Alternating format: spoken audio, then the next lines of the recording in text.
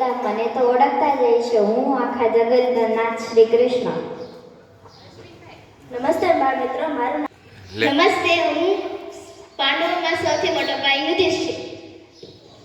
નમસ્તે, હું છું દુર્યોધનનો મામા નકુલ. નમસ્તે, હું છું દુર્યોધન.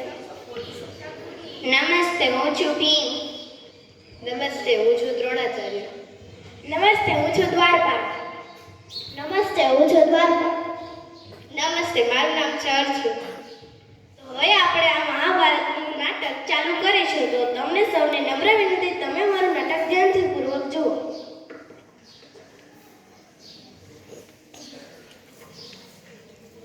કહેવાયું છે કે અનન્યાશ્મી દયંતો માં યે જના પર્યુપાસતે તેષાનિત્યાભિયુક્તાનાં યોગક્ષેમં વહામ્યહम्.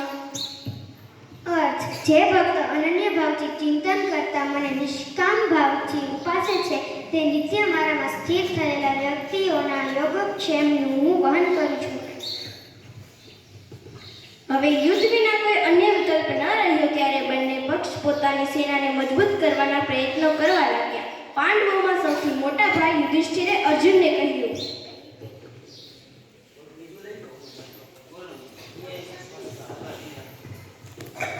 પાર્થ, તું દ્વારિકા જઈને શ્રી કૃષ્ણ મદદ માટે વિનંતી કર.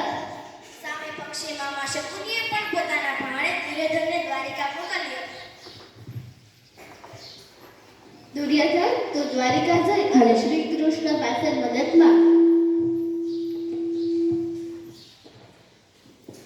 ત્યારબાદ દ્રોણાચાર્ય પણ બોલ્યા,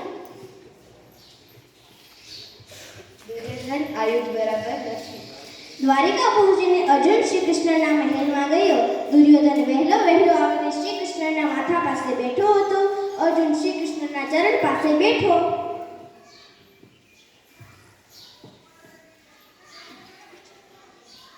અર્જુનને કેવળ નીચા સ્થાને બેસવું પડ્યું. થોડી વાર શ્રી કૃષ્ણએ આંખો ખોલી તો એમની નજર સીધી પગ પાસે બેઠેલા અર્જુન પર પડી. અરે પાર્થ, તું ક્યારે આવ્યો? ત્યાં તો દુર્યોધન બોલ્યો, પહેલા હું આવ્યો છું, અર્જુન નહીં. પહેલી સહાય તમારે મને કરવી પડશે. પહેલા તું જ આવ્યો હોઈશ, પણ મારી દ્રષ્ટિ પહેલા અર્જુન પર પડી અને પહેલા વાંકાનો અધિકાર તેનો છે. પછી તેમણે સ્મિત કરીને ઉમેર્યું, એક તરફ મારી નારાયણી સેના અને બીજી તરફ હું, એ પણ શસ્ત્ર અને શાસ્ત્ર વગરનો. એ બંનેમાંથી તમારે ગમે એકની પસંદગી કરવાની છે. મારે તો શ્રી કૃષ્ણ જ જોઈએ, શસ્ત્ર વિનાના હોય તો પણ અને સેના વિનાના હોય તો પણ. દુર્યોધન રાજી થઈ ગયો. એને તો સેના જ જોઈતી હતી. શ્રી કૃષ્ણનો આભાર માનીને તેણે વિદાય લીધી. મૂર્ખ અર્જુન. પછી શ્રી કૃષ્ણે અર્જુનને પૂછ્યું,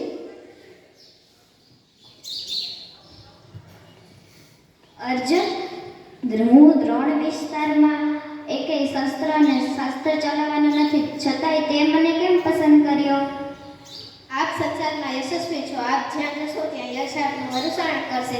તેથી આપને માગ્યા, હવે મારી એક એવી ચિરકાલીન ઈચ્છાને પૂર્ણ કરો કે હું મારા જીવનનો દોર તમારા હાથમાં સોંપી દઉં અને તમે મારા રથના સારથી બનો. તે પછી શ્રી કૃષ્ણ અર્જુનના સારથી બન્યા. આ યુદ્ધમાં સામે પક્ષે પિતરાય ભાઈઓ, દાદાજી વગેરેને જોઈને અર્જુન વિષાદમાં જતો રહ્યો. ત્યારે શ્રી કૃષ્ણએ ગીતા જ્ઞાન દ્વારા તેનું કર્તવ્ય યાદ અપાવ્યું. અર્જુન, તું સુખ અને દુઃખ સમાન સમજીને યુદ્ધ કર, હું તારી સાથે છું. હે કેશવ, આજ્ઞાથી મારો મોહ દૂર થયો છે. હવે હું યુદ્ધ કરીશ.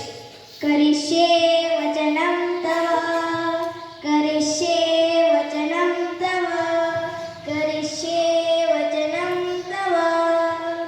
યુદ્ધમાં શ્રી કૃષ્ણએ અર્જુનને દરેક ક્ષણે સાથ આપ્યો, માર્ગદર્શન આપ્યું અને અર્જુનનો પક્ષ વિજય બન્યો. આમ પોતાના અનન્ય ભક્ત અર્જુનના યોગક્ષેમનું શ્રી કૃષ્ણએ સાચા અર્થમાં વહન કર્યું.